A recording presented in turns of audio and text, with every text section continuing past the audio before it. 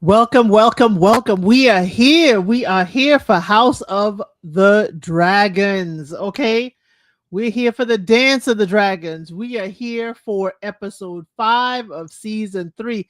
It's called Unbowed, Unbent. And it seems like a lot of people in this episode were made to bent or bow in one way or another. How are you today, Trey? Doing pretty well, doing pretty well. We're here again, another week. Let's get to it. Y'all, we only have I only have one item of visual aid for us today because we need to figure out where all these players are on a map. No Aemond. Okay, we ain't gonna be the Aemond kind. But let's start off with I want to start off with Aemond and Prince Daron in Tumbleton. Okay, they're in Tumbleton, and Aemond Hightower is still grooming Daron, and then shows him, I'm doing things in your name because I want you to be king. And by the way, I made these gold coins with your face on it wearing the Conqueror's crown. Does it look like you? I think it looks like you. I was like, are we serious? Are we serious? But what struck me is more than that, he spoke about Dorne and why Dorne is still unbowed and unbent. And it is wonderful to see the history of Dorne being brought up because even though their queen at the time was, as they say, her face was a feast for crows, that she used treachery to gain the upper hand when the Targaryens came multiple times to take her Dornish throne. Unbowed, unbent is how the Dorns are described. Now, Trey, tell the people the story of Dorne and how she conquered the Targaryens and who they sent to take over Dorne. And well, that's the interesting thing. Dorne was technically never conquered. It was proclaimed to be conquered at one point in time by Aegon the Conqueror, but it was never conquered. What is it? Not the senior Ray. It's so many Rhaenyra. Actually, it might be Rhaenyra. It was another Rhaenyra. Yes, it was. Yeah, that's what I was thinking. I was thinking this Rhaenyra. I'm like, no, it is Rhaenyra. Okay. Technically, Rhaenyra should be stylized as Rhaenyra the Second. Technically, but we ain't gonna go there. Not quite.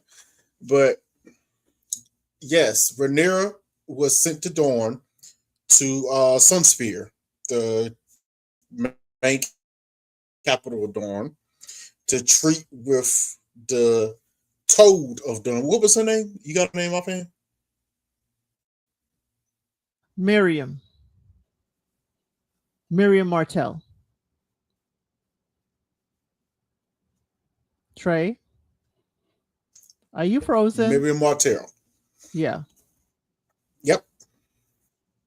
Okay. No, I'm not. Yes. Not anymore. Good. Okay. Miriam Martell. Gotcha. Miriam Martell. Blind, bloated, deaf almost. No, she wasn't deaf. She was blind, bloated a little bit. You know what I'm saying? But she was very sharp of mind. Very sharp of mind. Rhaenyra came there. She made a proclamation from Aegon. We're taking over the Seven Kingdoms. There should be only one king, the proclamation. Now, this is an interesting thing within the histories. Now, I'm going to point this out. Miriam actually did not disagree with the idea of Aegon taking over the Seven Kingdoms because Aegon's reasoning was the Seven Kingdoms were already bleeding. They were already at war with one another. Two of the kingdoms of the Seven Kingdoms tried to get him to take their side in the war and how to trick them into attacking their foes. It got to a point, Aegon was like, enough is enough. We're going to bring this under one banner, one king, one land. She actually didn't disagree with the idea of it because she had been battling these other kings, mainly the Storm King and the High Towers, Yes. Garth and for decades of people. So she necessarily didn't disagree with the idea, but she told her, go back and tell your brother husband, we don't bend the knee to nobody. I think that was the issue. The bending, you know, if you would have came with, hey, let's come out some type of peace pat, you know what I'm saying? See me as king, we can do this all together. No, you said bend the knee, bow down. Okay, hold on. Yeah, okay, I'm back. Hold on. So she was like, that part, see, it's gonna be hard for me to bend the knee because I'm old. Can't see that. You know what I'm saying? You know, so kneeling down is gonna be hard to do. He's like, you may burn us. She told us famously, you may burn us. You may try to off us. She said Martell house words. This is Martell's house Yes. words. Unbowed, unbent, unbroken. This is House Martell. Martell's words to their house. So it's interesting at time. Everybody was hiding, didn't know where they were. And so Aegon declared himself, hey, we are taking over Dorne. Sent some overseers in. By this time, I think it was actually a Lord Hightower, actually. No, it was Hightower and a Tyrell was sent in there in the Red Mountains mainly to pretty much place the seat. Yeah, because he elevated like there was in the movie Tyrells. Dune and just off everybody. Am I back? Yeah, you're kind of in and out a lot. So, okay. Yeah, we're struggling today. Oh yeah, we are. But yeah, now basically they remain unconquered to this day. To this day, they're unconquered, unbowed, unbent. So both Christian Cole and Ormond brought up those words this episode. But Dorne became part of the Seven Kingdoms, y'all, through a marriage pact. Okay. Where King Daeron the Good married Mariah Martell, who are the parents of Baelor and Maelor and the rest of them that we saw in A Night of the Seven Kingdoms. This is how we kind of do it around here. We make sure we bring the books in and we tie all the series together. So again, the parents of Baelor, who, if you didn't see it at the end, Baelor, who stood up for Dunk and co-signed that Dunk was a knight, so he can fight in the tourney. That's his mama is part of that marriage pact that brought Dorne into the fold. Now, Dorne, you sent your your princess over there. You think she remained unbowed and unbent? But anyway, let me not go in that direction. What did you think about Ormond's reaction to losing in the sort of chess game, especially when Daeron brought in his dragon piece?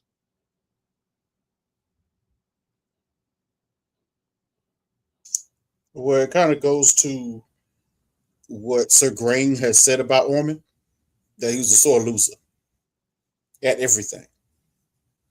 So that also was probably the secret to his defeat as well.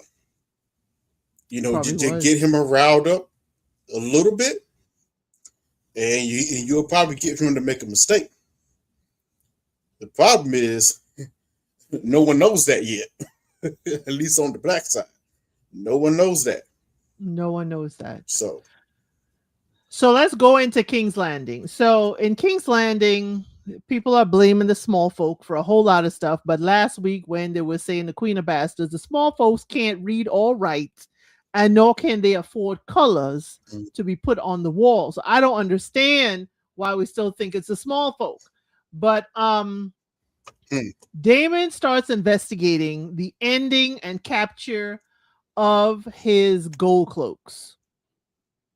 His gold cloaks are being taken down in the street. They are being ended. Their life is being taken in the street in broad daylight. Okay. While investigating this, they snatched some. They found 2 more people in the street.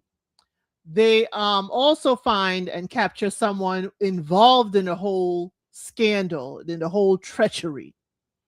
And it's revealed that Aemond Hightower is funding this resistance with a gold coin that ain't even in circulation, really. So I don't understand why these people are taking this as a form of payment. But anyway, it's small folk. Any gold is good gold. So, so did you notice that the man that child went to in Flea Bottom to tell the man that Daemon is in the street, Daemon is here?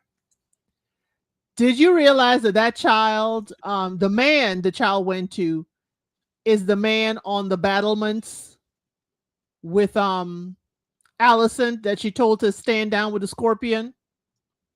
Beforehand, yeah, I recognized him. Okay, we just switched you out. Yeah, yeah, not her, but the man. Yeah, I recognized him as soon as I saw him. I got to go further because yes, he's in service to House Hightower. He was agreeing when he was on them battlements. He's still agreeing. Here's the thing. A lot of people miss the detail. He got 2 different eye colors. I couldn't miss it, Jaguar. I couldn't miss it. But here's my thing. He must be more than just a soldier, because how is he sending pigeons and writing notes? Even though we didn't technically see him write it, but we didn't see anybody else involved. And he threw the pigeon out the window to go take the note to Aemond Hightower. Could he be a faceless man? I think the Hightowers. Okay, I thought the Hightowers hired faceless men to do this warfare. No, that's too much money. Faceless men are way too expensive for something like this going on. Way too expensive. And I do mean way too expensive for but something like this. But we have a third of the crown's gold. And you're going to spend it all? Nah, they ain't doing that. What I think is going on, okay, we kind of got into this a little bit last week. What I think is going on,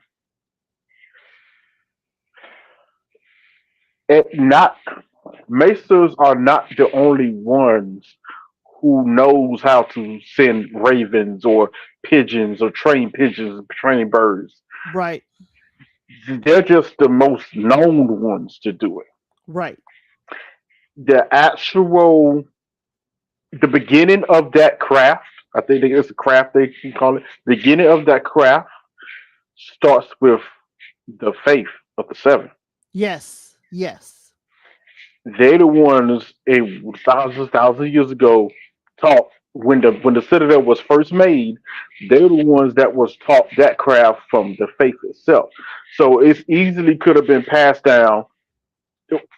It could have been passed down to anybody if you just take the time to learn. It's not that hard. The problem is what I think is happening here. Rhaenyra was right. Daemon was right. I needed Daemon was right t-shirt. I really needed Daemon was right t-shirt. Because, oh my God. You may not like, man, everything he's saying.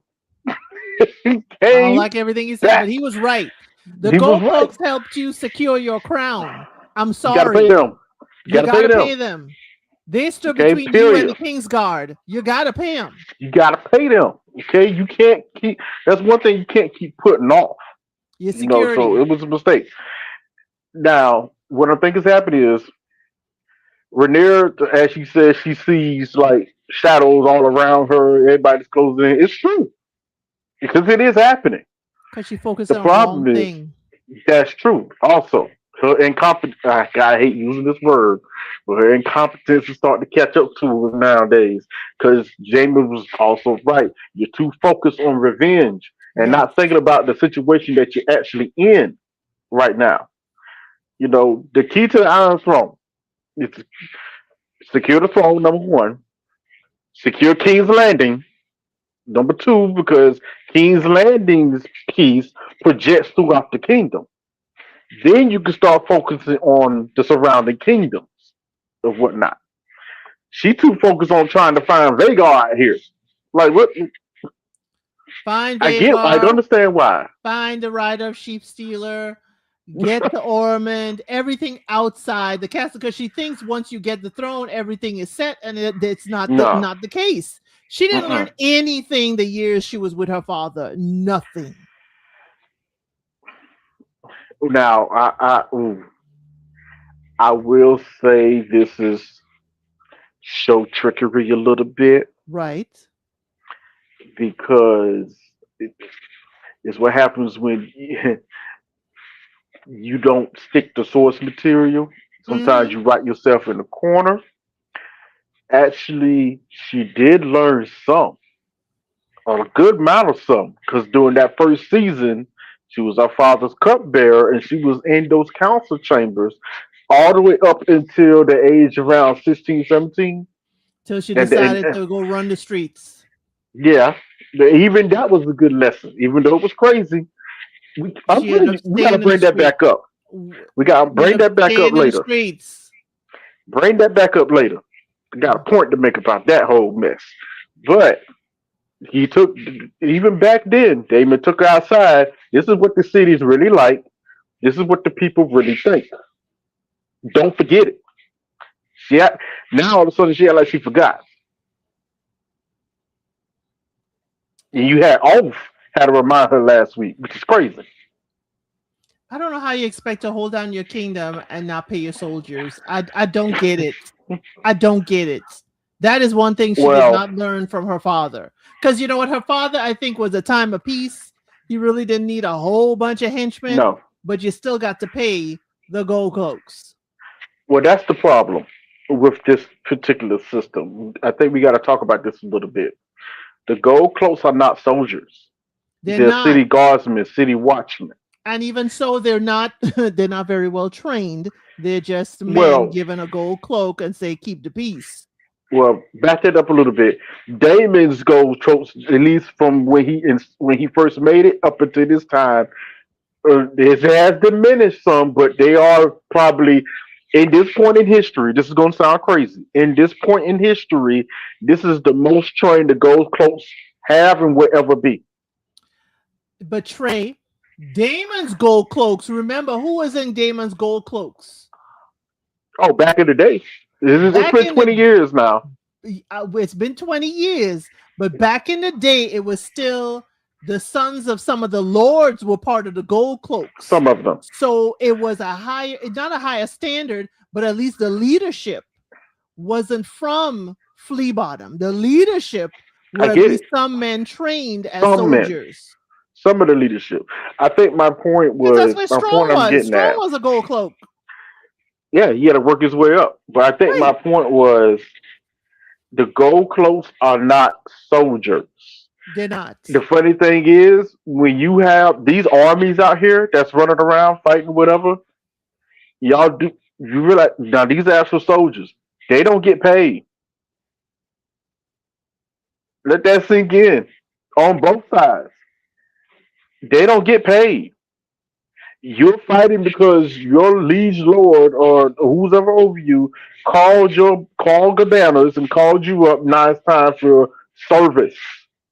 How they usually make money, and I hate to talk about this, but this is why this happens. You see the history. There's a reason why they let places get sacked and pillaged Yes. with a little debauchery going on. Because anything, if your lord says, seize this town, sack this town, that means take what you can get off everybody inside. including the people that you can including the sell. people, including the people, off everybody's side. Well, not in Westeros. There's no slavery in Not in Westeros, so they can't do Westeros. that. Well, But in other parts of the world, Jorah well, Mormont said different. Okay. but that's why his head almost got. He's a bad And example. and it's different on the Iron Islands. And when we get to that scene, Yes, we're gonna talk about that. it's different, but that's why they got their heads bashed in every time they break the law. So, but yeah, it's just interesting. She she she's thinking of the gold cloaks like they're regular soldiers. Damon keeps trying to tell her, no, these are paid guardsmen These are of the Gen city. Zs. These are Gen Zs, Jaguar saying. He's in the OGs. These are Gen Zs. That might be true. They Gen Zs now, but the fact still remains. They gotta be paid. They got to be paid. Number one, because I ain't gonna lie, I ain't gonna do my job to my utmost ability. I ain't been paid a month. What you talking about? And then number two, the leadership has lacked a little bit. Yes. They're still very capable. It's just you got to take them in hand and actually you're going to have to do something that first of all Rhaenyra doesn't want to do. Right. Damon can do, but even he's showing restraint to do. You're going to have to crack the heads down, Yes. and you should have cracked it down earlier and sooner, but smartly. Exactly. Smartly. Now this is why they're being taken out two by two. And this is, when in the council chambers, Damon brings word after Adam and Baylor report that Vagar is burning down the countryside. Okay. Damon says, hey, my people need to get paid. Rhaenyra wants Damon to take Caraxes to go out there and find Vagar. And Damon is like, Nah, what? Why would I go hunt a shadow that was seen days ago? Why would exactly. I do that? It's We very have foolish. things right outside the door that need to be handled, not across the daggone reach, not across the Yes, riverlands. yes. I'm telling you, I'll go I get you need some a money in the veil, but I ain't going out there for nothing. I need a Damon was right T-shirt. As it's going along, he's going to continue to be right. He is Like, going to yo, continue to be right because he talks to her in High Valyrian. He's like, why are we here in this sept? We got seven dragons. Why are we here kneeling down to their seven gods? Why are we here? Like, what the heck hmm is this? All and that because you was want some oil on your forehead? an adopted religion in the first place. Yes, it's not theirs. It never was. Aegon Aegon smartly adopted the faith of the seven because he understood and knew that first of all, it's a faith. You know how people fight hard for faith, Yes. and then number two, it was just smart. There was a moment back in history. Aegon thought for a split second, should I burn whole town to the ground? Because Yeah. he saw the issues there. But by that time, even now, it was too important of a port and city Yeah. to just outright destroy it. The citadel is there, the faith of the seven, and a strong, very strong house. It's a port city, so a lot of trade comes through there. It just wasn't smart. But he was like, you know what? The House Hightower. Yes. Even back then, he's like, Yes. House Hightower. Yes. Hmm. You probably should. But I'm We trying to be merciful as well. So, After the season's over, I think what we can do, time permitting, we should look at these major houses and their tentacles throughout the stories. hmm Because definitely House Hightower, House Tyrell, or the houses of the Reach, they do reach far yeah, they and reach. wide. We reach. So basically, Damon found, Damon not found. Damon was brought and started, twisting around someone who is believed to be part of the treacherous group. While Sir Luther, helped finish the man after he gave him the gold coin. hmm And well, Damon, then, as you say, another Damon was right moment. He goes to Rhaenyra with the gold coin and say, "Listen, we should have scorched the earth with these people when we had a chance. Now they took Tumbleton. Now they're Yes. paying your people with their money As for soon their as he saw king." him, as soon as he saw him, I should have, man, should have burned him to the ground. I had 3 dragons with me. It wouldn't have take but a word. Then we not go through none of this. Uh-uh. That man is a problem. Now we have to give Team Green some props here, and the way they are boosting up Ormon's Hightower's uh, Character. legacy in this show and his character within this show, because this is very smart. Now, in the book, it's kind of hinted at, and I always thought and assumed that the Hightowers had a lot to do with the issues that was going inside the city. They decided to actually show it for the show version. George kind of like, make a little hint for you to put two and two together. That's kind of genius of his writing. He assumes that you're intelligent enough to put some things together. Yeah, I like it. like But Ormond washing his hand right after he caught that pigeon. so he's playing guerrilla warfare, and it's very smart to do. This is the reason why he took Tumbleton. You can't burn me without sacrificing some loyalists. Right. Okay, point blank. Period. You know, and He's actually, if you look at what he's trying to do, he is trying to force her to do said thing. He's not planning to get caught in the crossfire when it happens. He'll lose some people, yes, but trust and believe when the fire comes, Essex says left Yeah. real quick. Right. Right. He won't stay there. But that's also why I think even if they had a barracks, he would have still taken the route of putting his men into everybody's house because you got to fry your own people to get to mine. But Hmm. getting back to it, Damon, tells her, we got to, he has a rousing speech to his men. That we It was going we alright. won't. Yeah, it was I, but It could have been better. it did not state. It was all what he wanted to do, not Rhaenyra. Rhaenyra said, "We are now going conquering the rest of these kingdoms." He though said, "When we conquer the rest of these kingdoms, you gonna have your body weight in silks and gems and whatever. We gonna pay you." Mhm. I just was like, okay, that's a definite tear in the whole relationship because Damon is He played to basically the telling room. them, "We gonna do this, and we gonna do this in this way." But he comes back and it's quiet. He Nobody's played to the there. room. But nobody's there when he comes back after that meeting Oh, with Rhaenyra throwing the gold coin. oh, you And skipping to the end? we are going, tie it up with a bow. And he finds Okay. drag marks further into the barracks. And his men are sitting there like it's the Last Supper. And it says, written in blood behind them, "Feast for traitors. Even Sir Luther is amongst the men posed there, feast for traitors." Now, this is what definitely tells me that this is a religious um, connection to the person who is ending the gold cloaks. Go ahead, Trey.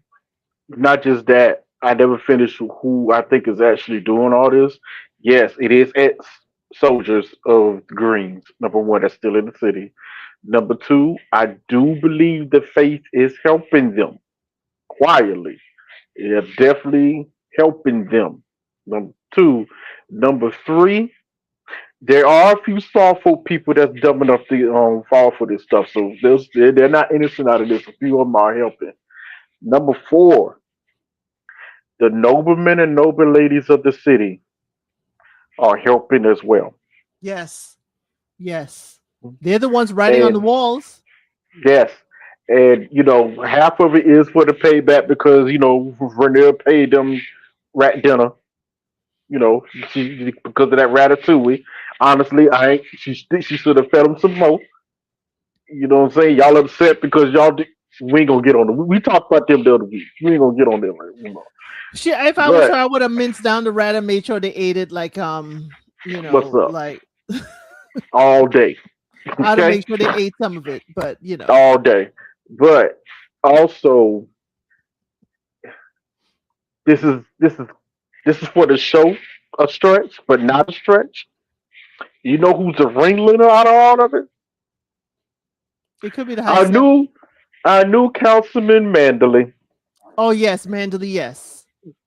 Yes, the new master of coin. The new Mm-hmm. fall guy that Mm-hmm. oh gosh, I almost called her Massaria.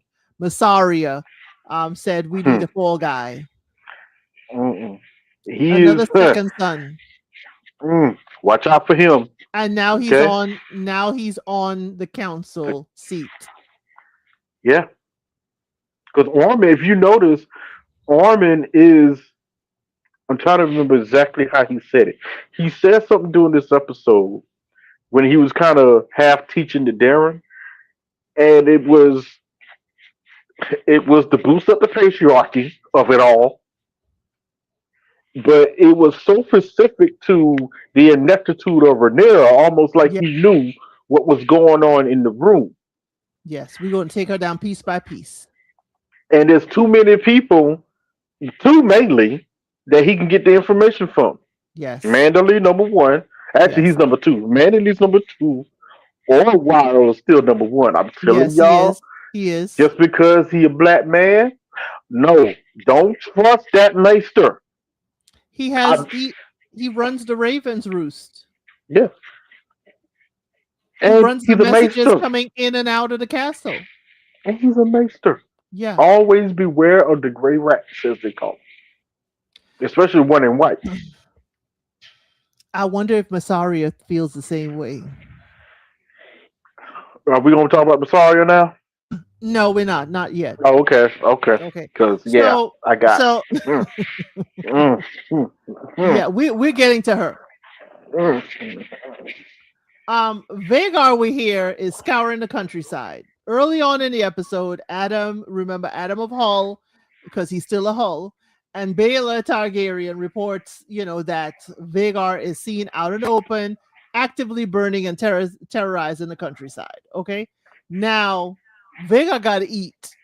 Yeah, Rhaegar's hunting. That's all she's doing. Vagar is hunting. Now, Vagar is let me show you all this map. Vagar is sighted in Wenbush.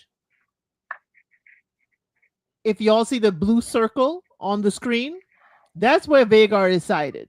Okay. Now, why this is particularly interesting is because that's in the Riverlands. Okay. That area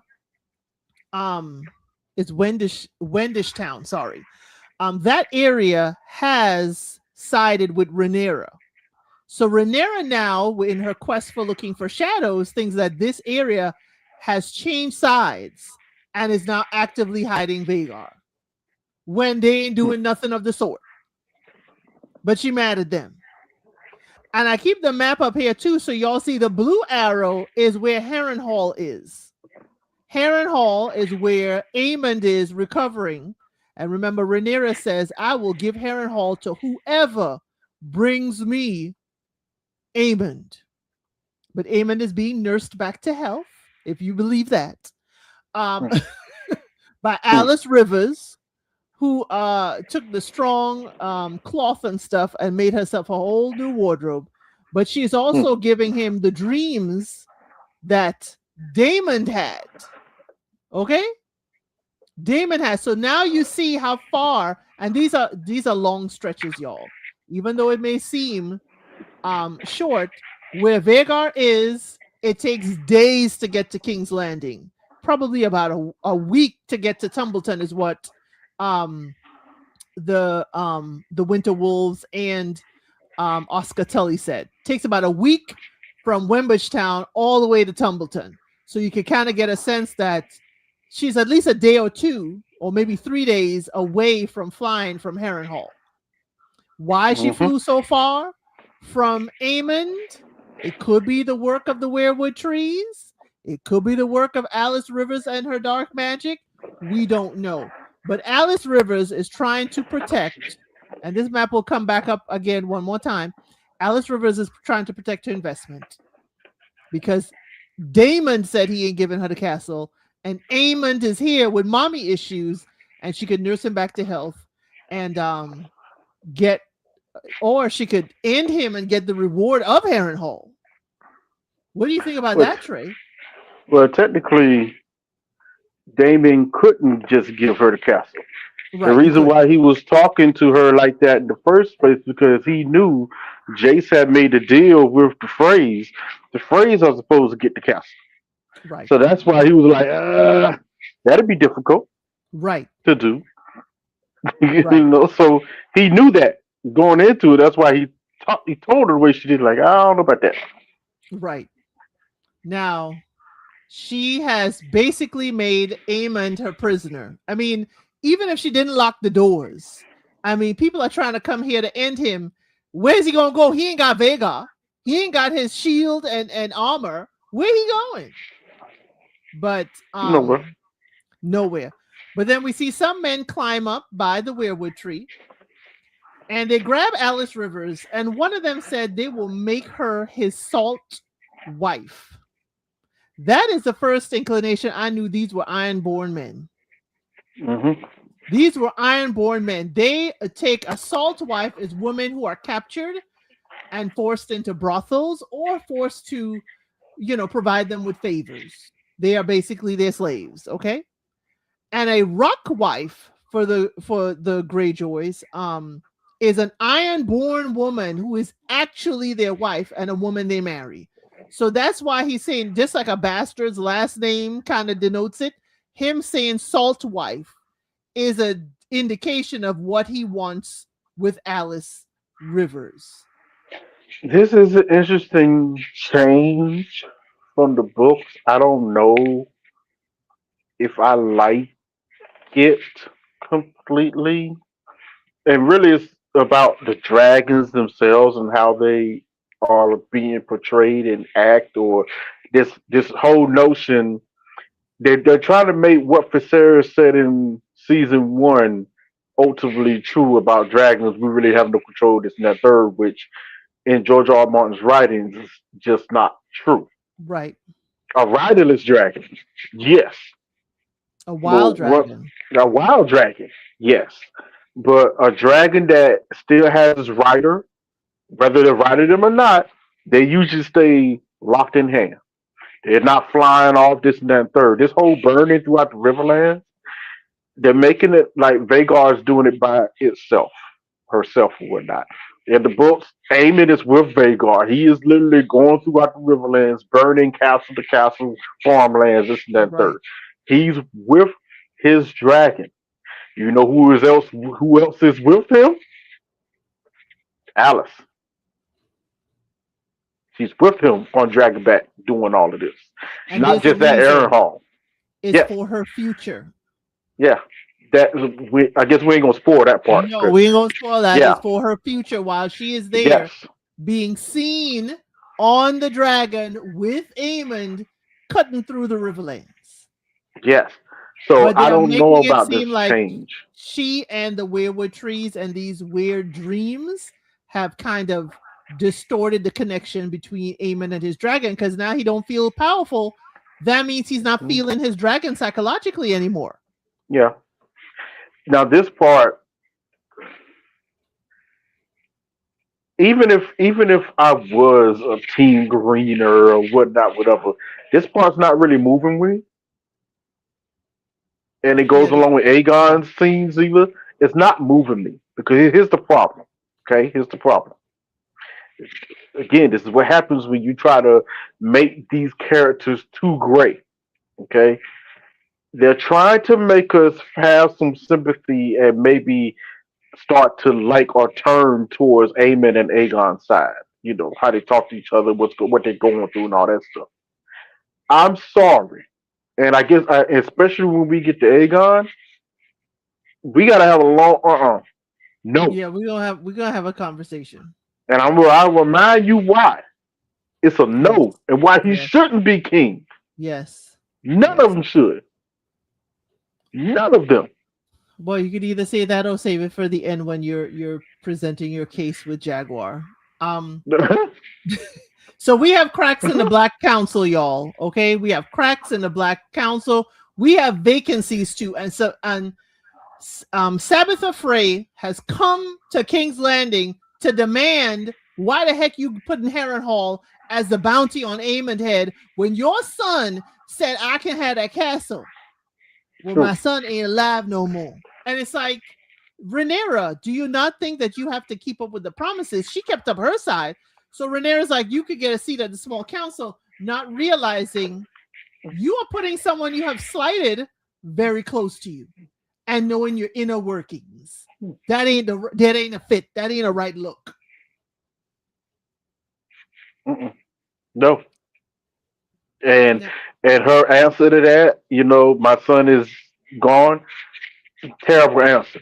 Because no, whatever treaties he negotiated in your stead still stands. Yep. It was negotiated with in your stead. And so you got to back it up. Yes, you got to back that up. You know what I'm saying? She tried to get him placated with the whole, where you can sit on a council. We're gonna see how that goes. She already, gossiping with the manly. Oh yeah, that's the whole. And the Damon used to do both of them, and now she might be sleeping with her. Oh, that's the bastard, but now he's he's kind of bastard. It's kind of weird. He's dragging around, but that's weird. And you know who she is. It's weird. I'm like, yo, in public is what's killing me. In front of you. Yeah, y'all whispering a little too much. You whispering a little too much. You know what? Carlos may got the right idea. I could kind of, you know what I'm saying? Damon had the right idea. Damon looked like he was going gut Mandalay. You get this dude out of here. Okay? He's trouble. Because his whole thing was supposed to be, replenishing the coffers. What ideas has he come up with? Attacks. Has anyone heard of a tax? Has the tax been initiated? No, because she ain't sign off on it. She considered everything else.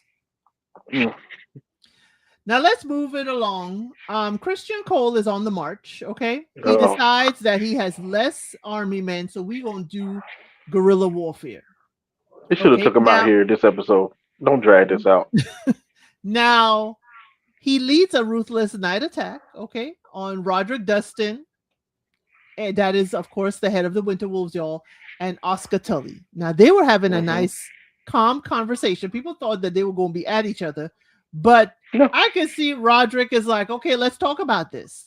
Now, Lord Peter Piper brought the news to Oscar Tully that, them bridges are being burned by Christian Cole and his people. Now, if y'all remember... Peter Piper is the man at first that challenged Oscar Tully being the head of the Riverland folk, being the head of the whole region because of his youth. And he backed up when Oscar put Daemon in his place in front of everybody at the Weirwood Tree. Okay? So I want y'all to remember who he was in the previous seasons. But Cole advances, and Oscar Tully though said we got to play him at his own game. He want guerrilla warfare, he want covert operations. We gonna do that. And what he does, and I'm glad I showed y'all that last week in our recap. They hid spiked caltrops in the grass that injured the horses and the soldiers, forcing them to march on foot and slowing them down. Remember, Harrenhal, the caltrops, they are representations of the household of Tumbleton. The caltrops are for Tumbleton. Okay? Also known as crow's feet. Thank you, Jaguar. So again, remember their house motto I told you last week was tread lightly. Those cattle trops are just spikes on the ground is part of their symbol for their household. So Cole is forced to end his own horse.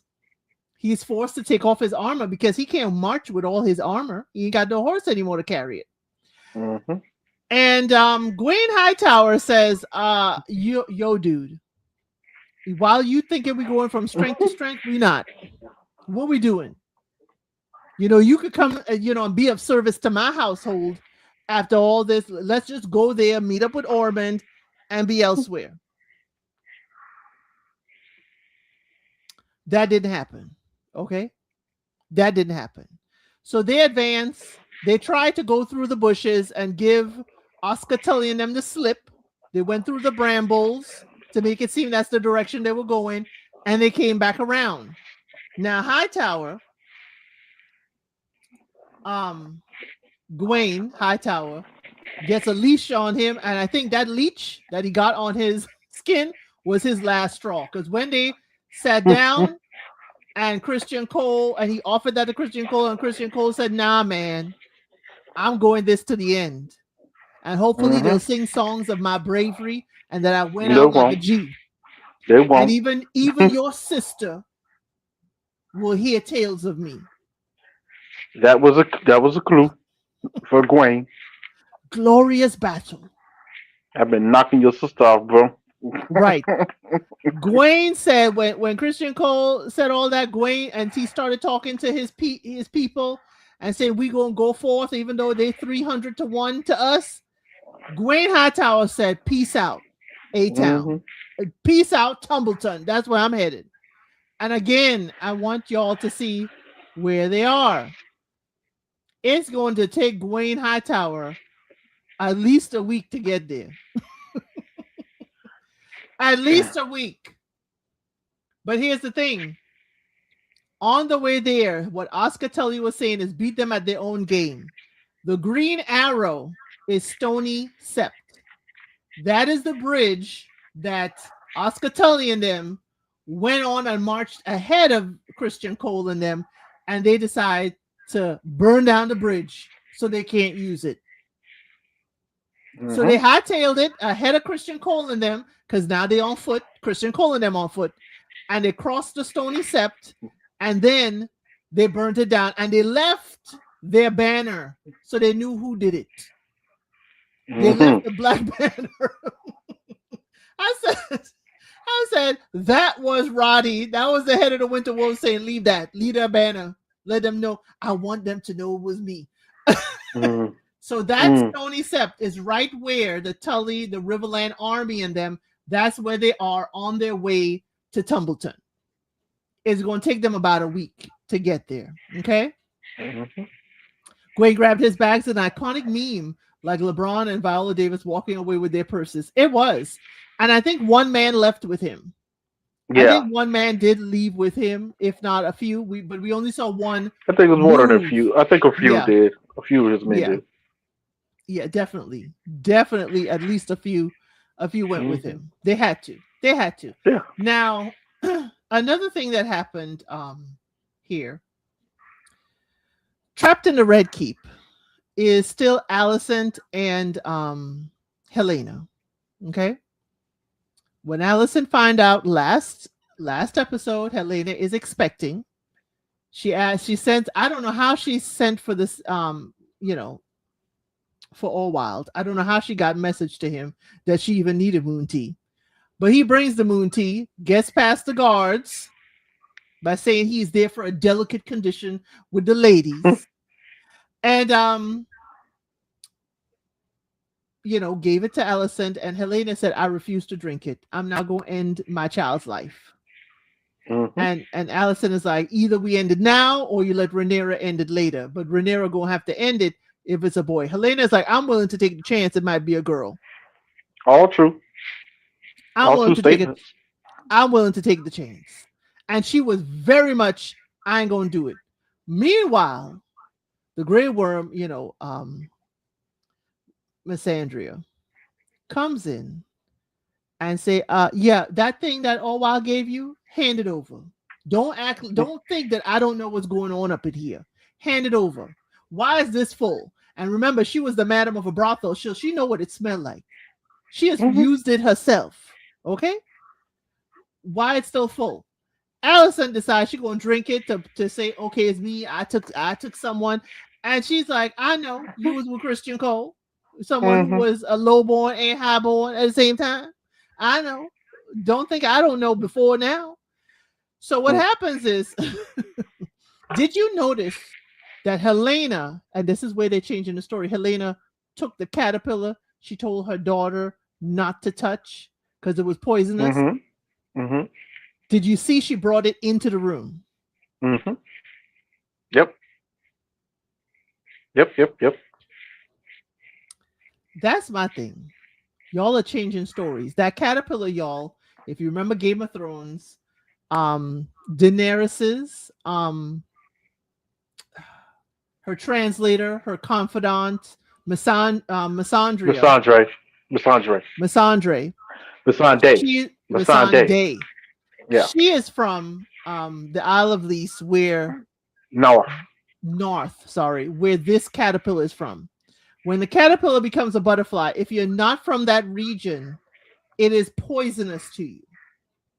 So what they're setting up for us for Helena is she gonna watch this caterpillar turn into a butterfly and possibly use this on her own terms.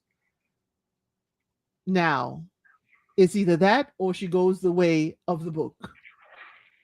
Oh, I still think it's gonna be with the book, but they combining the caterpillar like, oh, since it, I can go. I thought she was going to use it as a way of ending too, because that cat once Mm-mm. that butterfly touches you and you're not from there, it ends you. I, this will be one of this event is too big of an event to just change outright because of what it affects all around. Everything, yes. Yeah, so I don't think they're gonna change it outright, but they're going to try and perhaps give a type of reasoning or even at fault for it all. Even though But we know who's gonna be blamed for it, but I think they're gonna try and show who's gonna be truly at fault for this. They're gonna yeah, but try but why bring a poisonous butterfly into this if you're not going to use symbolism. it? I understand the symbolism of flying away. I think the symbolism of it ends people around them. Hmm. I think it's going to be used that way too. Yeah, it could be. It could be. But They are dragging this out though, they are dragging it out because and we didn't need to see Allison this many times on our screen because the next time we see her, and mhm, and plus, uh, I feel like they. I feel like this event is going to happen, and they're probably going to wait till the last episode to do it. oh yeah, It's dragging it out. See, honestly, given how the story is going, Cole and her yeah, together, yeah, same episode. It should happen. It should same have happened. episode. Well, they're going to probably try to do it, side by side. You know how they're doing two people, same journey, but different kind of path. But Queen Alicent trades in her, symbol of the faith in order to pay a maid to help them get out. So they got the maid's clothes and they tried to leave. And Miss Andrea is like, no, come back, go back in that room. And Allison tries to appease to her, like you were once a prisoner. We both were lovers of Rhaenyra or love great loves, and Miss Andrea, she gonna fall for it, or she gonna hedge her bets. She gonna hedge her bets, definitely.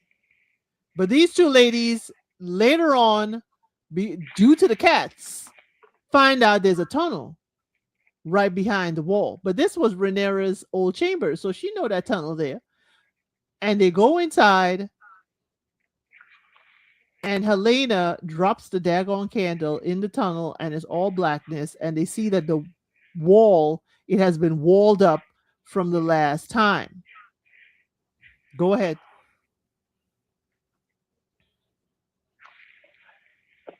I've been saying this since the start of this season. I'm gonna say it again. Never trust the hoe that used to sleep with your man. Okay, just just by principle. Never trust the hoe that used to sleep with your man. And you. But in this particular situation, your man specifically. And there's It, reasons for this. yeah. Even I'm not saying that don't they may tell you a bit of information that is helpful. It's very true. The problem is you can never forget it will always be for their self interest first. Because you need to ask yourself, why is this person telling me this? That's usually for any situation, but especially in this one. Why is this person telling me this? Or why hasn't this person telling me this? Now, here's where I got to get on my sorry. Mm. She's always been about self interest, number one. Even back when she was with Damon, it's always been about self interest. In this particular situation, I I cannot believe. Actually, it makes it a little worse in my eyes. I cannot believe that speech from Allison got her to rethink her loyalties that she proclaimed that she was going to have to Rhaenyra. Because she should have been reported everything, but she Everything. didn't. No. Now, here's the reason why I said this. Okay?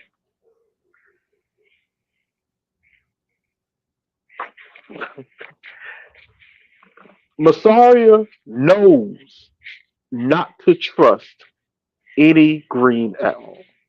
At all. Let me remind you how she knows this. First season, Mm. she had an ongoing deal with Otto Hightower There you for a go. long time. This goes to why I keep saying never trust the whole season man. How do you think, let me lay it out for you. How do you think Otto Hightower found out that Damon took Rhaenyra out into the streets of King's Landing in the first place? Remember when he said someone informed him? We The Grey found out who Worm. that. Yes, it came from Masavia. She's been Yes. a snitch. She been a snitch. But Okay, she said it's because he put her life in jeopardy when he said that she was carrying his child. Get- that was decades. Well, that was not them decades. That was years. About what they went to that war. That was 4 years prior. Okay, girl, relax. Number two, doing the whole Team Green stealing of the throne, because that's exactly what it was. That's facts. I'm sorry, irrefutable. When We are they not at stole the that segment throne. of the show. Okay. No, I'm just because it goes into this particular. It's irrefutable.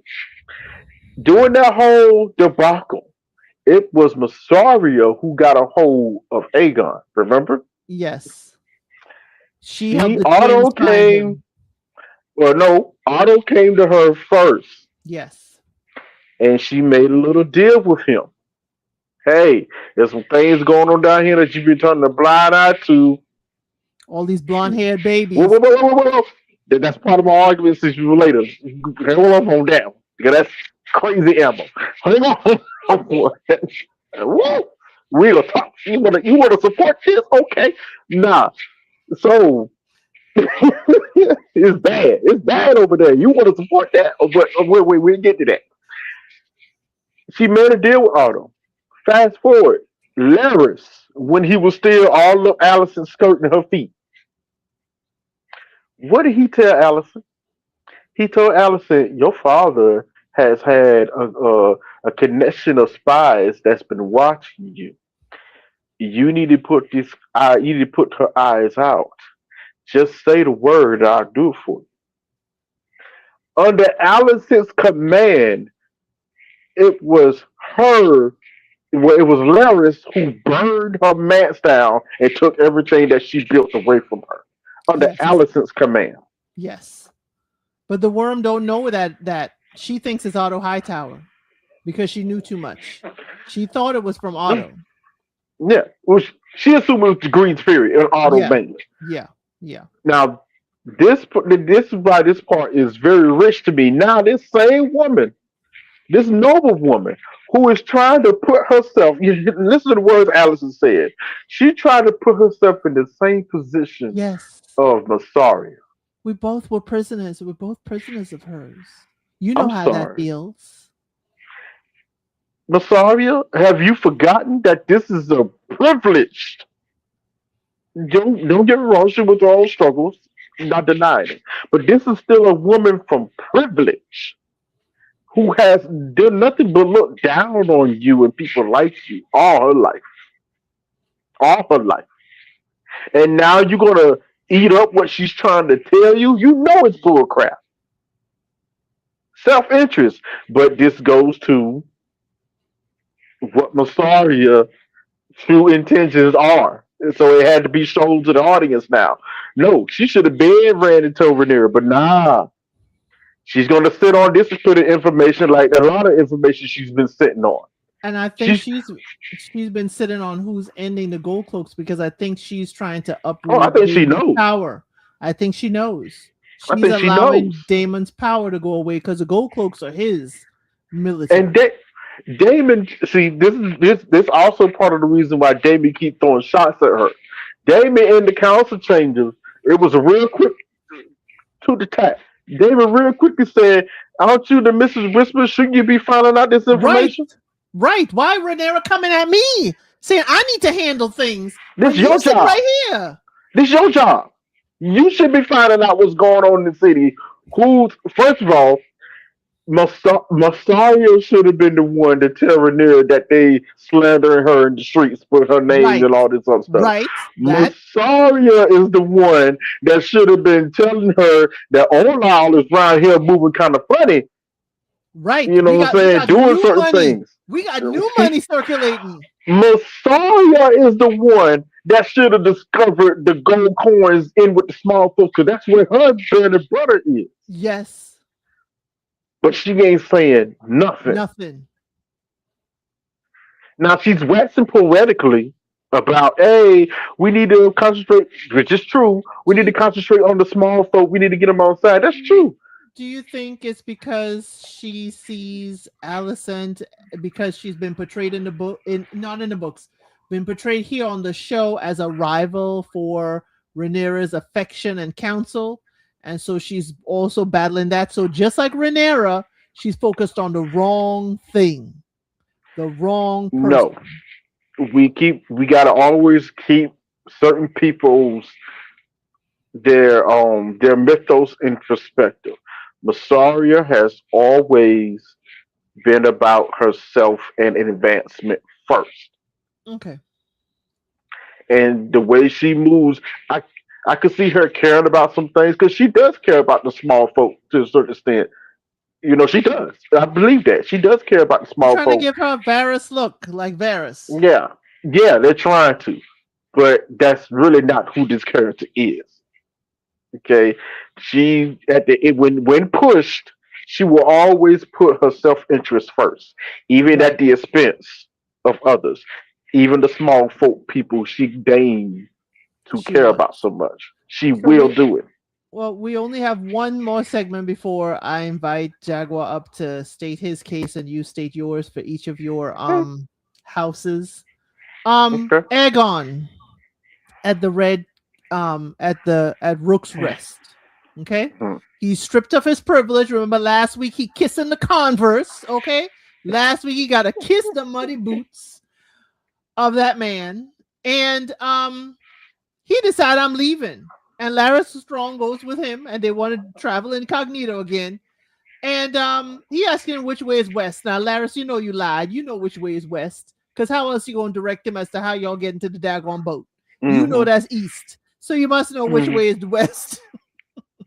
But, you know, Aegon is here complaining.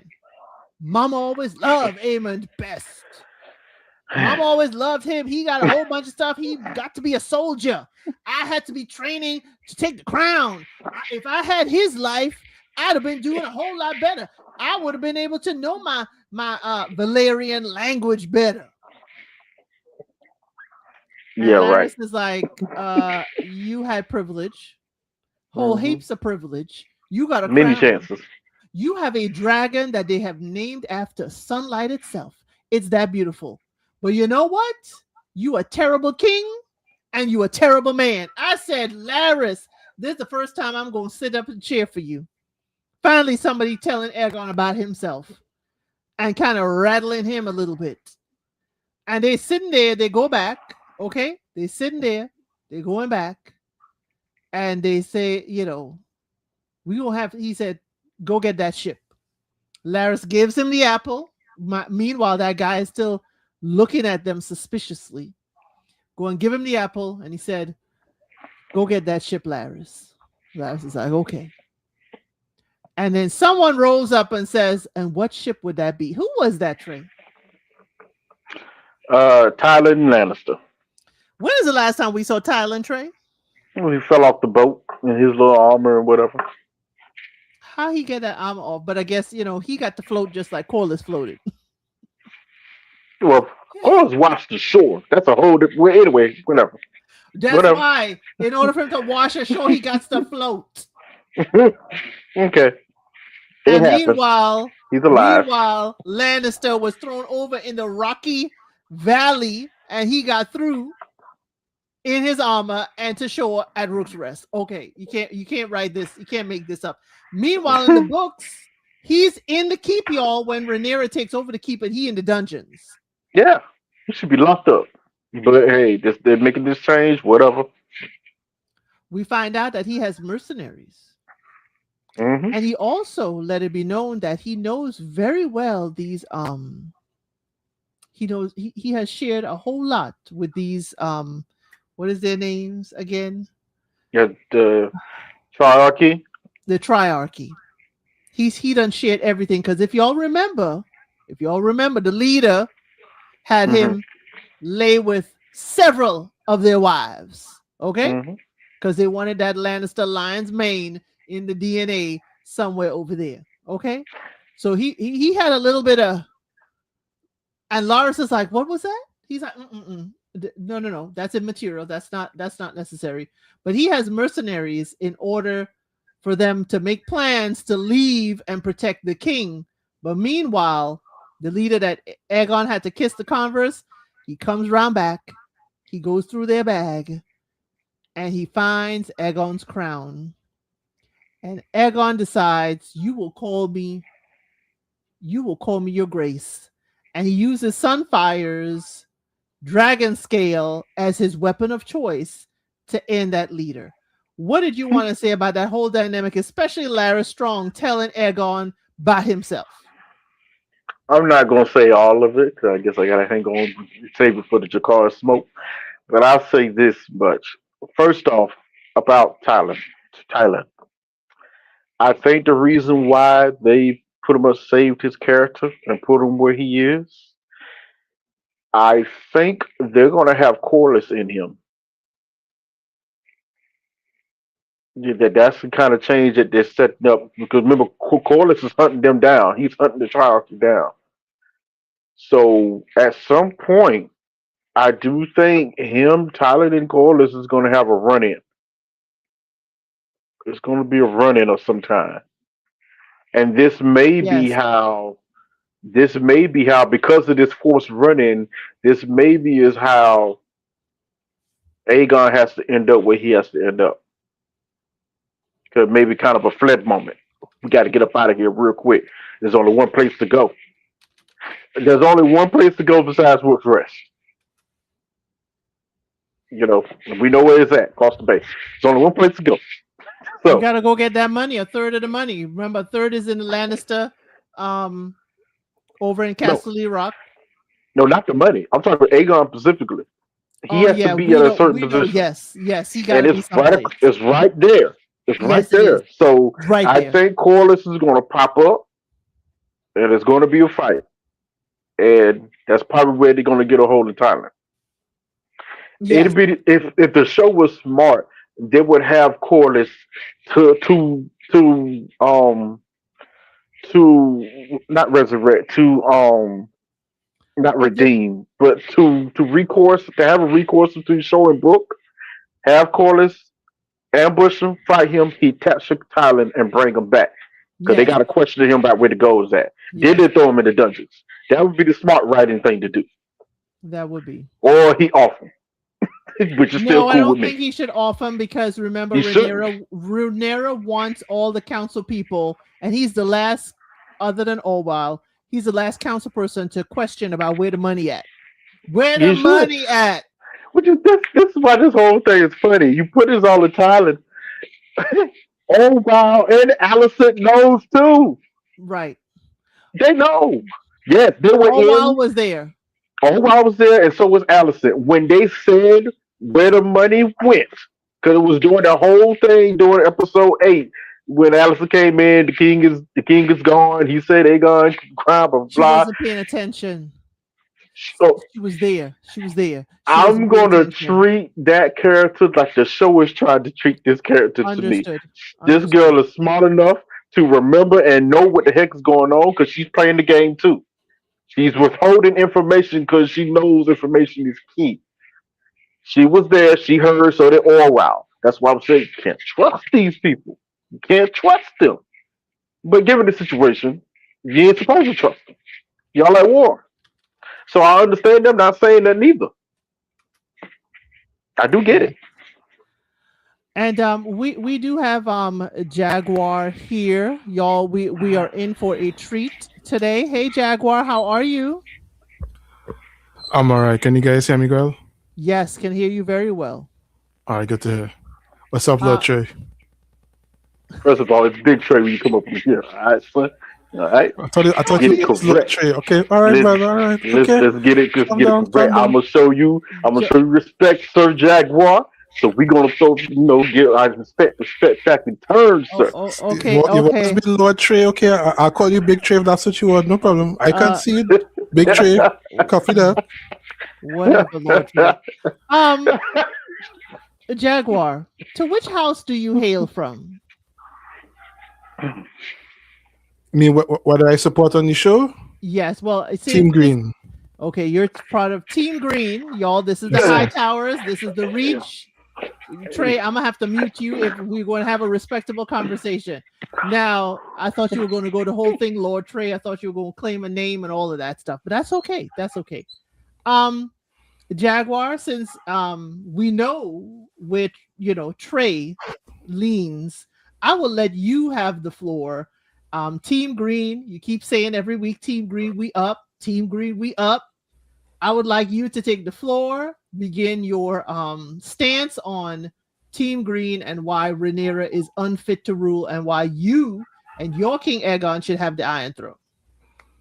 Oh, thank you so much. Well, this is usual trial protocol. Usually the prosecution goes first.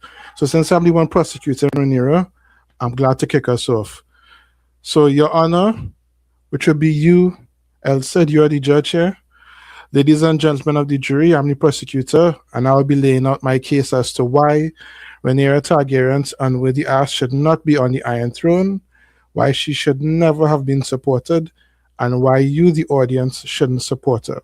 To be plain, I'll be arguing Rhaenyra's legitimacy as well as proving why she is unfit to rule. My case is based on House of the Dragon from season 1 to season 3, which is the current season. However, I will include portions of Game of Thrones and the wider Song of Ice and Fire world. That means things that have happened in the books that we, the show audience, have not seen.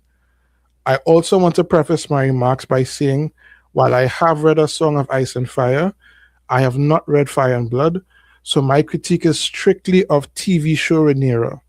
I understand book readers are saying lots of things have been changed from the book, and as someone who watched Game of Thrones, I completely understand that the show is an adaptation of the book, which is why I want to emphasize once again, this critique is only of TV show Rhaenyra. That's the end of my opening argument. I could yield the floor now to Big Trey for his opening statement, after which time I'll present my exhibits. Opening statements, Lord Trey from the Northlands. Good evening, everyone. My name is Lord Trey. I hail from the north. Okay. We are here today to talk about the case of succession for the throne of Westeros, the Iron Throne. And I am not a defense lawyer. I am not a defense attorney. This is not the defense of Rhaenyra. This is about the proper defense of the Iron Throne and what was laid out, as stated in season one, of who was going to accede the Iron Throne. Point blank, period. The evidence that will be shown is why Team Green should not inherit the throne. Why this plot should have been burned down to its ashes from the outstart. And why they are unfit to rule. Plain and simple. So let us start, Your Honor.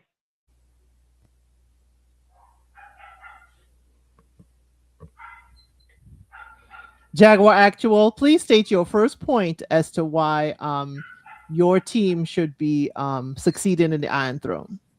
Thank you, Your Honor. Exhibit A, Rhaenyra's legitimacy. There have been no female rulers in the Targaryen dynasty. This is the world George R. R. Martin created. That's how he wanted it. Don't get mad at me. That's how he wanted it. Rhaenyra's reign is never legitimized or recognized, and in fact, she is identified as the usurper. I quote now Stannis Baratheon from the novel A Storm of Swords, which is the third novel in the Song of Ice and Fire collection. Quote, traitors have always paid with their lives. Objection. Even Rhaenyra...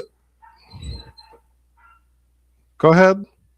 No, Lord Snow, no objection. This is the Okay, first point. very You well. can state your point afterwards. Thank you. Thank you, Your Honor. Where was it? Right. So I'm quoting now from Stannis Baratheon from a novel of Storm of Swords, which is the third novel in the Song of Ice and Fire collection. Quote, traitors have always paid with their lives, even Rhaenyra Targaryen.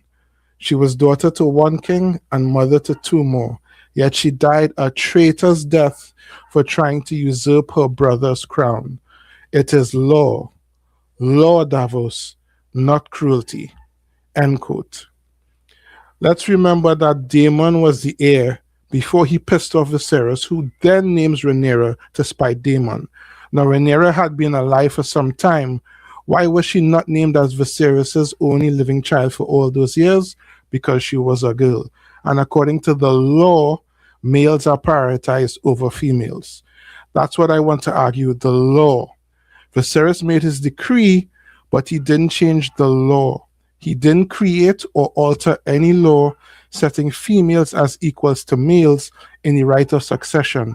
In fact, that law holds in place all the way down to Game of Thrones, because when Jon Snow / Aegon Targaryen tells Dany who he truly is, she gets mad because according to the law, Jon / Aegon would have a better claim to the throne than she would, even though he is the Mad King's grandson, the son of the sun, and Dany is the Mad King's daughter. I'll give two examples of what I'm saying. The first, if people like Big Trey say Rhaenyra was entitled to certain things because of Viserys' decree, then let's look at the case of Daemon Blackfyre. Even though Aegon IV, aka Aegon the Unworthy, legitimized all of his bastards on his deathbed via decree, he never changed the law regarding bastards. Notice he is never called Daemon Targaryen. He is only known as Daemon Waters / Daemon Blackfyre / the Black Dragon. He was and still is regarded as a bastard because the law was never changed. You can confirm this by checking the Wiki of Ice and Fire, which is approved by George R. R. Martin himself. If you search for Daemon Targaryen, you only get one match, which is Viserys' brother. The second example is the trial by combat. In A Night of the Seven Kingdoms, which for the record comes after House of the Dragon, we see where Sir Duncan is accused of assaulting Prince Aerion. He is given the option of going to trial, where he would most likely be found guilty and therefore have a hand and a foot cut off, or demanding a trial by combat.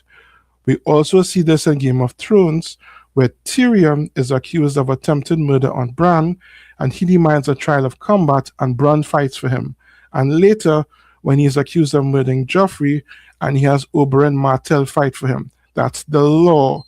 Any accused person could have demanded that until season 6, episode 8 of Game of Thrones, where Tommen Baratheon as king changes the law and says that nobody can demand a trial of combat anymore. I expect most of the listeners to this, I would say, I don't know the percentage. Let's just say a majority of people listening to El Cid would be Americans. So I'll explain it in a way that maybe Americans should grasp. Your Constitution's First Amendment is the right to free speech. However, there are certain cities and towns that have ordinances that say you can't curse in public, for example. People have been arrested for that. However, the matter was taken all the way to the Supreme Court, who ruled that obscene language is protected by the First Amendment, but there are still lots of towns and cities where these ordinances are still active. So while someone may make a local ordinance or a policy, the overall law supersedes everything else. I hope that makes sense. Lastly, the issue is the wording people use when they say Viserys chose Rhaenyra to be his heir, and that's not true. He settled for her. Daemon was correct. Viserys was a weak man.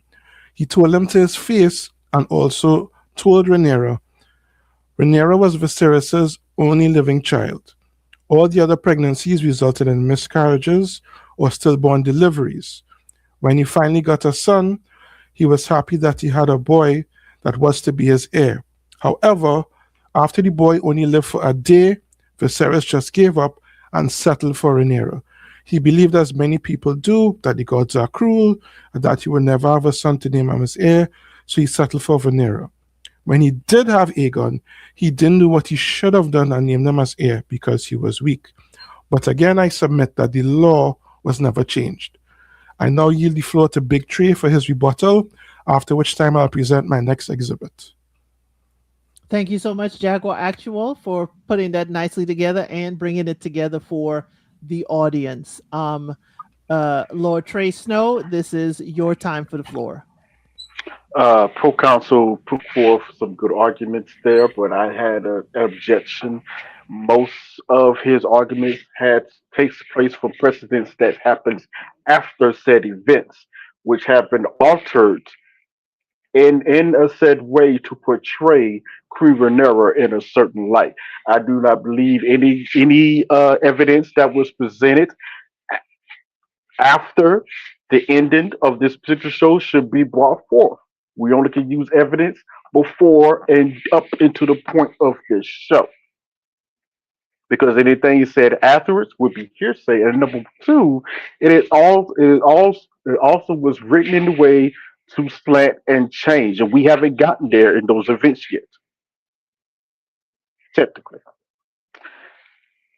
My point said being, Rhaenyra was chosen as heir. The pro council has brought up this idea of the laws of the Seven Kingdoms. Well, since we're going to dive into the laws, we need to also realize where these laws of the Seven Kingdoms first came from. Most of them were laws that each kingdom had separately upon itself before Aegon the Conqueror conquered the Seven Kingdoms. When he conquered the Seven Kingdoms, he and his first council, mainly his sister wives, took it upon themselves to pretty much bring all the laws together and put them under one banner. But up until the point where I believe Jaehaerys the First, the conciliator, there was an issue with the line of succession and also during that time the faith militant and what they deemed to be the laws of gods and men. King Jaehaerys made a deal with the faith militant that yes, the Targaryens they pretty much came up with a document and it was called he sent the document and they accepted it as the rules of exceptions that Targaryens themselves, because they rode dragons, they have superheroes from old Valyria, they are exempt from set laws of the seven kingdoms. And because they are the kings of the seven kingdoms, their job would be to enforce the laws. But they themselves can change any law they deem see fit because they are the king. Their faith accepted it, and so did every other lord and lady of the country. So technically, you are correct. Going by the law, uh, because of the laws of the faith and the laws of most lands, a male heir claimant becomes before a female, and it was widely accepted. But said king could choose to follow this or not. It is their discretion because they are king or queen. Most of this issue comes apart from King Jaehaerys the First. Now, he had a chance during his line of succession. A lot of his sons died, and it left the succession in question. Luckily, he had a lot of children, and his children had children. So now, this is for the histories to judge. He took it upon himself to call a council of council of 101 in the history. He had there was two main claimants. That was King Queen well Rhaenys, Princess Rhaenys, and Viserys. Now King Jaehaerys, like I said, this is left to the histories where he think he was right or wrong to do so. He could have chosen to for the throne could go to the oldest living relative or heir to the throne, which would have been Rhaenys. But he left it to the lords and ladies of the country to have a say to see who's going to rule them. Whether it was right or wrong, most chose Viserys because most lords were men and they wanted to keep the country controlled by men, i.e., set up a certain patriarchy. They did not want a female ruler. It wasn't because she wasn't worthy. It wasn't because she did not have the intelligence to do so. It was only because she was a woman. I'm sorry, I was reading.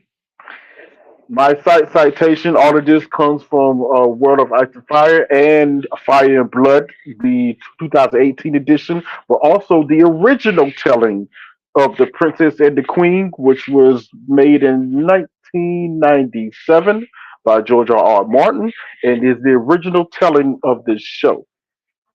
And also how things ended up to this point. You are correct. George did write this way, but George also wrote very specifically and said many times throughout these years that Rhaenyra should have been the heir. The men of the Westeros did not want her to be heir because she was a woman. Period. This story has always been about the patriarchy, nothing else. Nothing else.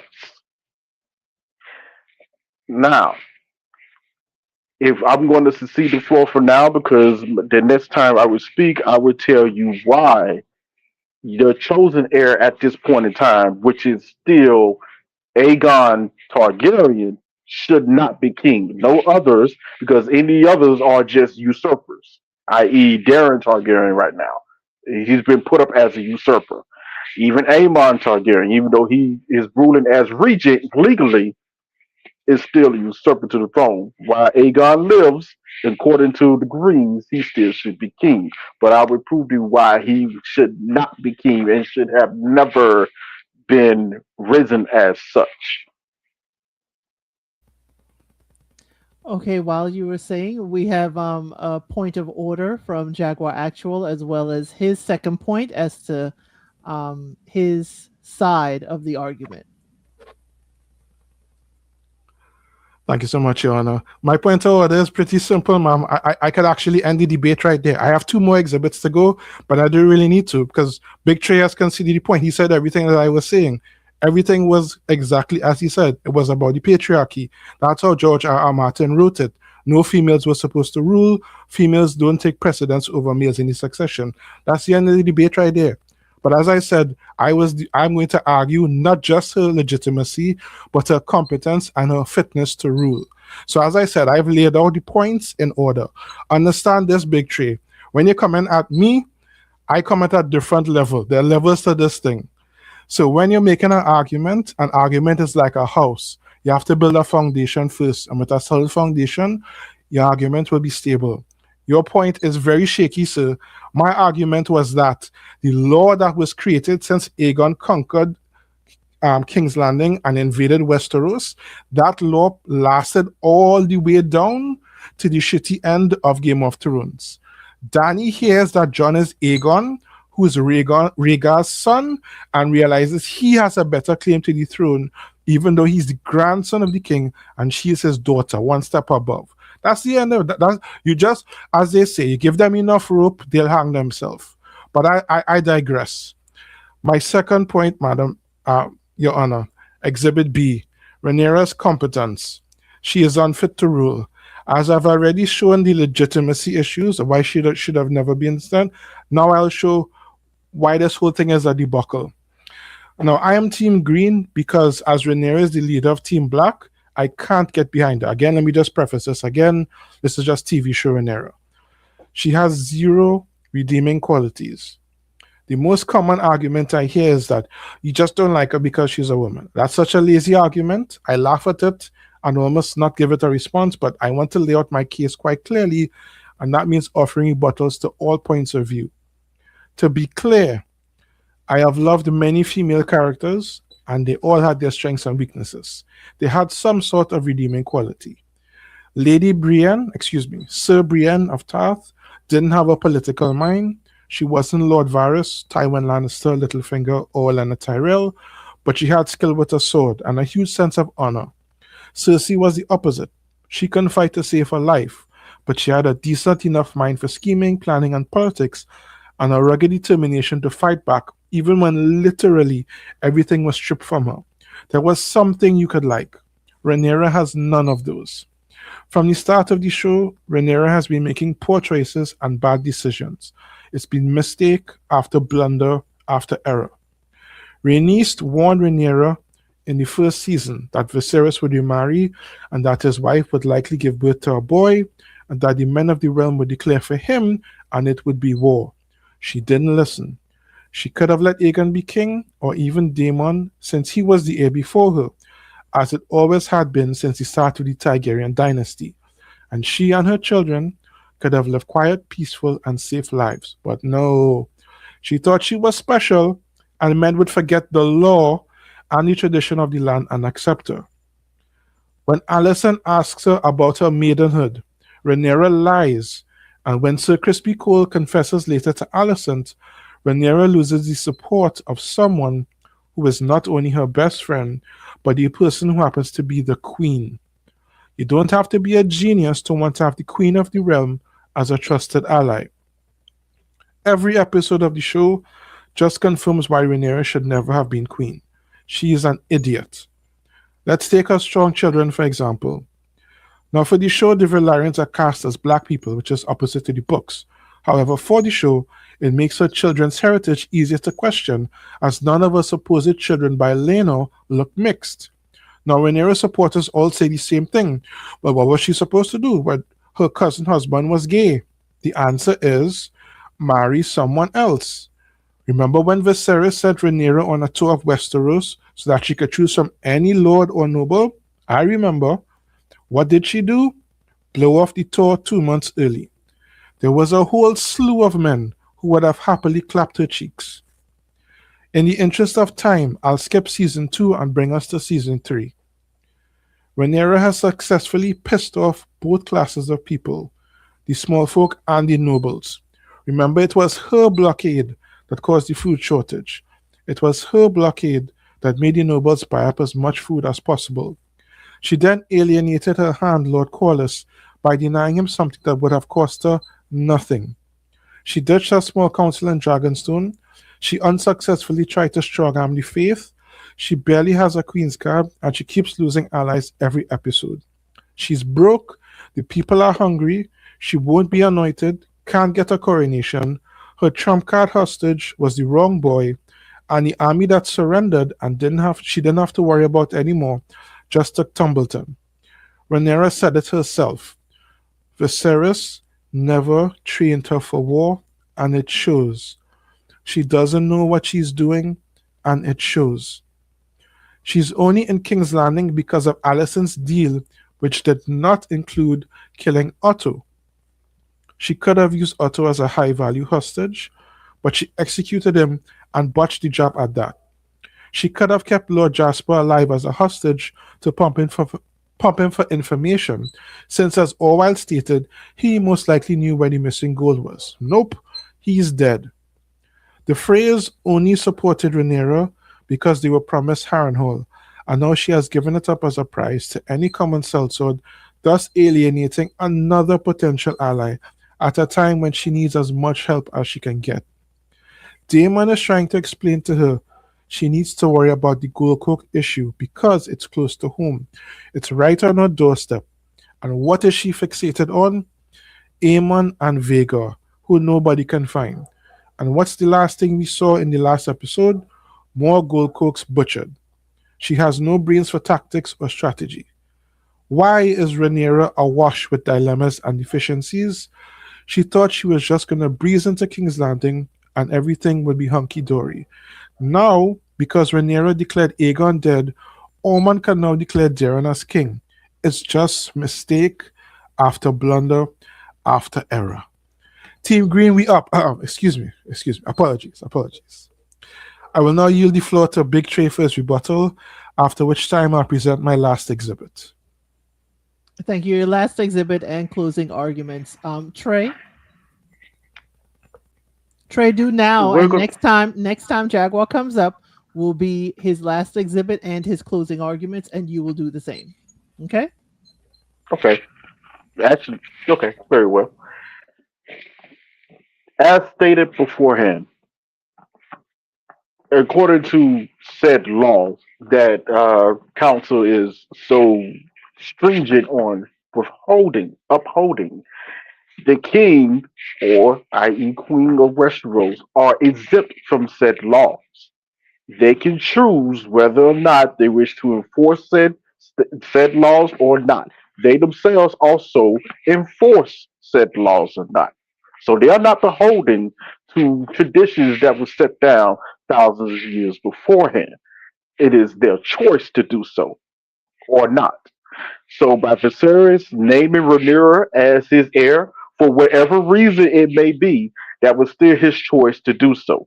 But since we are talking about this, let's talk about Team Green and their main supporters, the Hightowers, and their dangerous faith mongering.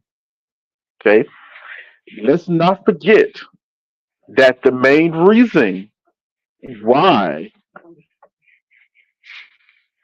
I'm so sorry because this may get disturbing coming forward. We cannot forget that the main reason why Hightowers wanted to, yes, sow dissension within House Targaryen is because they have been plotting. We know with with the faith itself, and with the Maces to bring down the Targaryen line, so that they can rule in its stead once and for all. Now, Otto Hightower plotted his way to the throne to make himself hand of Viserys by being friends with Jaehaerys the First. But all of this was a well laid plot and plan, years in the making. He also had a jealousy of Daemon Targaryen because he was the stronger brother, and he knew it. And he knew that if Daemon was to be king, he would swiftly probably behead him and his whole family, and rightfully so. So yes, he did suggest himself to Viserys that Rhaenyra should be named his heir. This came from Otto Hightower. For whatever reason he chose to, that was still the plan. Lords were called, every major lord, every liege lord was called, and all made obeisance to Rhaenyra, pledging this as so. So now their word is given by law that she is to be queen of the seven kingdoms. Meanwhile, during all of this time, we are seeing the life of who the heir was going to be for Team Green. His name is Aegon Targaryen. We see that he is mostly a very venal child. He grew up very privileged, and yet he also exhibit edge of cruelty to his mainly his brother next to him and others around him. He repeatedly was caught raping the mistresses of his household, where his mother had to cover it up so that it wouldn't be put out and actually put forth, and people would know about it. Also, we come to find out that because of a mistake that Alicent made in Viserys' last night on this world, that a plot was taking place to rob Rhaenyra of the throne and place Aegon in its stead, i.e., a plot. This is not something rightfully done. This is a plot, something that was done in secret. That means there's deceit here. That means you are doing something wrong and you know it. For whatever reason that you have, is something wrong. They are plotting in secret at first to steal the throne and place Aegon upon it. Now, during this said plot, we come to find out even more about Aegon himself that I don't think we were even expecting. In his youth, before he is since the king, we find out that yes, Aegon was raping women all his life, not even paying attention to his own wife. We don't even know the legitimacy of those children he had with his sister, Rhaenyra. Are they his or his brothers? We don't know. What we do know, Aegon does have a slew of bastards himself, all throughout King's Landing. And what is he doing when he said bastards? He is having them fight in a child fighting ring that has been paid for by him. He is their patron. This is who you put up as king. He himself, when he is discovered by Massalia because he tried to run away. He tried to run away from this responsibility himself. He even told his brother, no, don't do it. I don't want to be king. This should make you king. This man knew he was unfit to rule. Yet a crown was placed upon his head anyway. And what did he do with said crown? Nothing but besmirch it. Called in sycophants, promoted all of his little friends, did not even take prudent counsel from his own counselors and councilwomen, from his mother or his grandfather that had at the time. All he did was piss on the throne all day, the throne that he was supposed to rule from. And in the in the height of this war, in the height of this war, what does he personally do when plans are being made in battle that he is ignorant against? He has not trained for. He has not even been trained to do so. Aegon was never trained to rule himself. He was never trained to rule. He was just left to his own devices, and I just spoke on what his devices were. He takes it upon himself because he felt inadequate and people were not listening to him, even though these people were winning this war for him. He takes it upon himself to go onto a battlefield to try to change the outcome and be the hero, only to be burned and broken by his own brother on said battlefield. His own brother, part of his own team, burned him, fire to the face. Laid there broken, it said his wiener burst like a sausage. Mm. You know, laid up in bed, was fed milk of the poppy for weeks on end, and yet now his said queen and wife is pregnant again. So we're not going to talk about it. We don't know how that happened. It's a miracle, I guess. Only to be when it looked as if that the throne was going to be lost, because it was. They were losing the war at that point in time, partially due to some treachery from his own mother. Aegon fled with Lord Larys, who saw what was going on and decided to escort with the king. Escort with the king. A usurper at that, that should have never set the throne. On this said journey of, I guess, fulfillment or enlightenment for the king, he is repeatedly faced with choices to see where his life has led him. I would challenge you, has this young man learned from these said choices? I would think not. Even in this past episode we had just saw, it took Lord Larys to speak the truth to him about who he was. You are not a good king. You're not even a good man.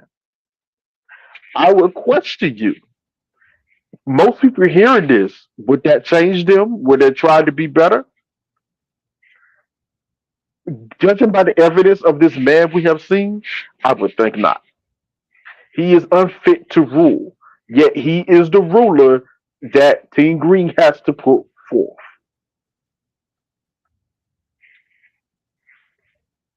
But I would secede the floor for now. Thank you, Trey Snow. Jaguar Actual, your last point and closing arguments, please. Yeah, no, thank you so much. Before I get to my last exhibit, I have 2 points of orders. I think Big Trey is experiencing technical difficulties. I don't know why he's still trying to argue the point of Rhaenyra's legitimacy when I completely obliterated him with all the facts laid out according to both the traditions and the law of the land. That since Aegon Targaryen conquered Westeros, it's been male rulers and no law was ever changed since that time. And as I pointed out, that law holds all the way down to Game of Thrones. It's never been changed at any time. Additionally, while the graping that Aegon has done is immoral, and we do not subscribe to that at all, whatever bad actions a person takes does not negate him being able to sit on that throne. I point out 2 examples: Maegor, who was known as Maegor the Cruel, and Aegon IV, who was known as Aegon the Unworthy. Their temperaments, however they act, whether they keep themselves in shape or not, whether they like certain things or not, doesn't matter. They are king. That's the end of that. The person at the root of this was Viserys because he was weak, but Rhaenyra had enough warning to know that taking the throne would cause chaos and calamity. Which leads me so sweetly. Just love the way how Big Trey keeps lining it up for me. Thank you so much, sir. Gratitude. This leads me to my last exhibit, Exhibit C, the cost. Ultimately, 130 people, including notable lords, nobles, dragons, and Rhaenyra herself, suffered casualties, including many fatalities, in the Dance of Dragons. This number does not include the ordinary soldier, whether they be archer, swordsman, spearman, crossbowman, cavalry, etc., who fought as well. Luke and Jace die, her sons. Rhaenys dies. I mean, I could name more names, but I don't want to spoil for people who haven't read the books. All I ask is, Team Black, was it worth it? And with that, ladies and gentlemen, after laying out my case, pulling evidence from both the TV show and all 3 shows from A Song of Ice and Fire, Your Honor, the prosecution rests. Gratitude for your time. Thank you so much, Jaguar Actual, for your time and your keen research. Trey, you have the same 2 minutes for your last exhibit and closing arguments. Again, arguments are being made for events that have not happened yet. A full accounting cannot take place until the accounting has actually taken place. Please refrain from future comments until they actually happen. We are focused on this particular timeline. not future ones. As I stated before, yes, the laws of Westeros do exist, but the king or whoever is ruler of Westeros have the authority to follow said laws or not. It is their prerogative, no one else. They are exempt from said laws of land, not everybody else, only the rulers, mainly Targaryens. That was also stated in the laws of Westeros. Rhaenyra was the chosen heir. That is blank, period. Period. The Greens tried to usurp the throne. That is happening. Now, what will happen, we shall see. And how history is going to portray this, we will also see. But we do know history is written by the victors and the people who wants to change things to make themselves to look better. This honestly is a sad accounting for infighting in a family that has been portrayed by outside forces. Everyone wants to rule, and this is the main reason why this war. Was it worth it? I'll answer the question. It never is.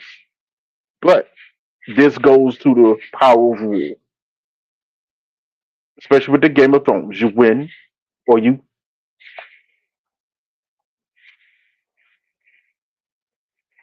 And I succeed. Okay, audience, you have heard both sides. You have heard both Trey and you have heard Jaguar Actual. Please put a 1 in the comments if you agree with Jaguar Actual that he won the argument. Put a 2 and only a 2 in the comments if you agree that Trey Snow has won the argument in your eyes. I am just a judge. I am not the jury. Y'all who are listening, y'all who are absorbing the information out there, y'all get to decide who do you think won the argument. Jaguar Actual, put a 1 in the comment section, put a 2 for Trey Snow. Definitely, I appreciate both of you coming through. Y'all had a week to get yourselves together, and I love when two gentlemen come together and can have a conversation about fictional characters, about fictional books. Can I say something? Jaguar, I was thoroughly impressed by your readiness. You actually came with points and arguments. Some I did not expect. I went, oh, okay, that's very good. I was very impressed, sir. Very impressed. Absent, you put a 2 and you put a 1. I don't know how it's going to pan out.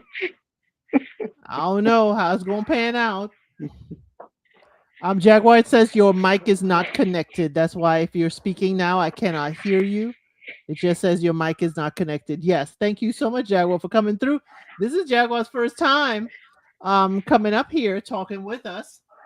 Of course, I know Jaguar from, YouTube on other lives. This was awesome. Here come Lotus and Sam, both of y'all. I did say 1 for Jaguar and 2 for Trey. I always said that. 1 for Jaguar, 2 for Trey. I will clip this. And put it forth as an argument of green and black. How about now? Can you hear me now? Yes, I can hear you now. Oh, sorry about that. No, go ahead. Thank you for coming up here and having your yes. I's dotted and T's crossed. Yes, you did, sir. Yes, you did. Still for the wrong team, but yes, you did. I was just complimenting Team y'all. Green, we up. Bro, I cannot fathom why would you pull for them. Because Rhaenyra's an idiot. She's an idiot. Come on, bro. Also, she has not made a correct decision since season 1. So this is our choices here. The idiot or the braver. No. That was my second exhibit, if you remember. Her competence was the second exhibit. The first one was legitimacy, and I proved it. As I said, the law was down. Now, you are correct that these kings can choose whatever they want to do, but I'm establishing a precedent that all those kings since Aegon have chosen to live, to keep within the patriarchy. And I got you. Again, don't get mad at me. That's the world George R. I Martin understand. created. It's all But been men. yes, And don't be flashing your sword. but there's a reason Facts why on my George. side, sir. No, sir. Yes, sir. You're still leaving out some facts here. What did I George leave out? wrote it this way. What did I leave out? George wrote it this way. This particular story to challenge said patriarchy. Why it is so dangerous to have it in the first place. That's the whole point of the story. Incorrect, sir. I am not. He has said so himself I can many prove times. it again, sir. You don't understand. There are levels to this. He has He never said had so to prove it like himself that. many times. Can He has said I this. give you an example, sir? Please do. Okay, sir. If George was supposed to write this about challenging patriarchy, then what about the Yellow Toad of Dawn?